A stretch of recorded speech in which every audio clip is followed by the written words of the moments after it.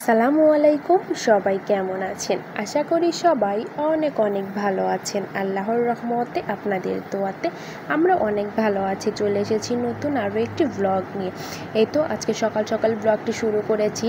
আর আপনাদের ভাইয়া সকালে উঠেই বলছিল আজকে একটু নাস্তা বানাতে। ভাবলাম তাহলে আজকে যেহেতু আপনাদের ভাইয়া খেতে চেয়েছে তাহলে নাস্তা বানানো যাক। এই জন্য আমি আটা বের করে নিয়েছি। আজকে একটু রুটি করব, আর আপনাদের ভাইয়ার জন্য করব রুটি, আর আমাদের জন্য করব পরোটা। রুটিগুলো আমি বানিয়ে নিয়েছি। এখানে কড়াইও বসিয়ে দিয়েছি, ভেজে নেব। একে একে সব রুটিগুলো ভেজে নেই।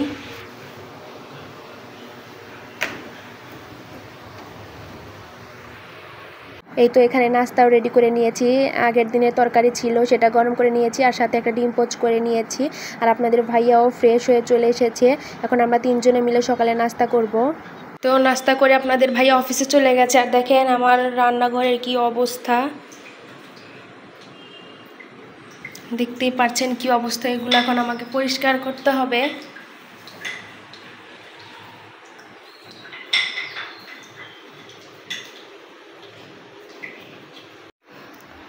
তো থালা বাটিগুলো ধুয়ে নিয়েছি, আমি বেসিনটাও পরিষ্কার করে নিয়েছি, চুলাও পরিষ্কার করে নিয়েছি।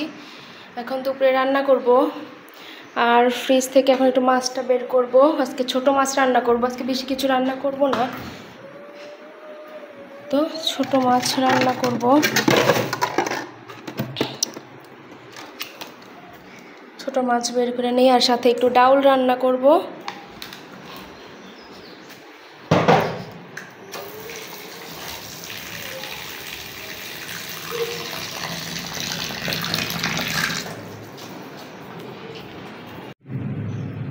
ডাল বের করে নিয়েছি, এখন একটু ধুয়ে নেব।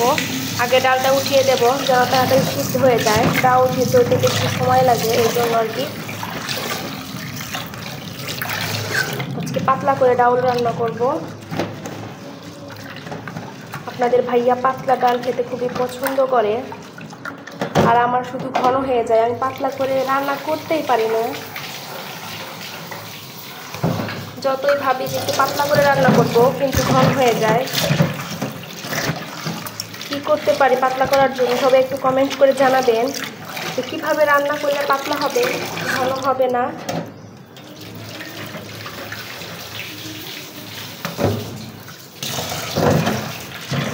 তো ভালো করে ধুয়ে নিচ্ছি। তো ধোয়া হয়ে গেছে, এখন আমি চুলোতে দিয়ে দেব।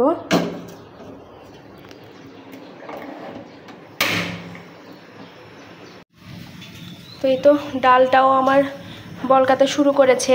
আর ভাবলাম তাহলে ভাতটা উঠিয়ে দেই। এই চুলাতে ভাতটা উঠিয়ে দিলাম। এখন এর মধ্যে আমি পেঁয়াজ, কাঁচামরিচ, দেখো এখানে সব কিছু কেটে নিয়েছি।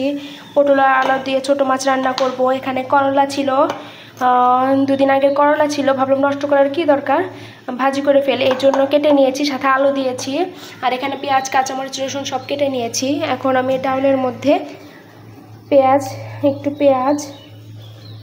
একটু রসুন আর কাঁচামরিচ দিয়ে দেব। সিদ্ধ হতে থাক, আমি এই ফাঁকে রুমটা গুছিয়ে নেব। রুমের অবস্থা খুবই খারাপ, এখন আমার রুমগুলোকে গুছাতে হবে। দেখেন কি অবস্থা। বাচ্চা থাকলে যা হয় আর কি, রুমের অবস্থা খুবই খারাপ করে রেখেছে। তো এই তো এখন আমি রুমটা গুছিয়ে নেই। এই তো এখানে রান্না শেষ করে নিয়েছি। এখানে ডাউলটাও হয়ে গেছে, এখানে ছোটো মাছ হয়ে গেছে, ভাতও দিয়ে দিয়েছি। আর এখানে করলা ভাজি করে নিচ্ছি, এটা হলেই হয়ে যাবে। আজকে অল্প একটু করলা ভাজি করলাম।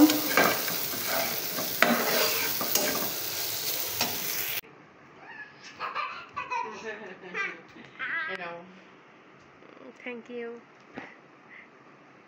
খোলো। এই তো দুপুরে আপনাদের ভাইয়া খেতে চলে এসেছে। আর এদিকে আসার সময় আমার জন্য একটা গিফট নিয়ে এসেছিলো। গিফটটা দেখে আমার খুবই ভালো লাগলো। আমার একটা স্ট্যান্ড দরকার ছিল, তো আপনাদের ভাইয়া এনে দিয়েছে। আমার কাছে খুবই খুশি লাগছিল। আমার একটা স্ট্যান্ড দরকার ছিল, কারণ হাতে নিয়ে ভিডিও করতে অনেক কষ্ট হয়, এই জন্য একটা স্ট্যান্ড দরকার ছিল। তো আপনাদের ভাইয়াকে অনেক অনেক অনেক ধন্যবাদ আমাকে স্ট্যান্ডটা এনে দেওয়ার জন্য। Thank you. তো আজকের ব্লগটি এই পর্যন্তই। সবাই ভালো থাকবেন। আল্লাহ হাফেজ।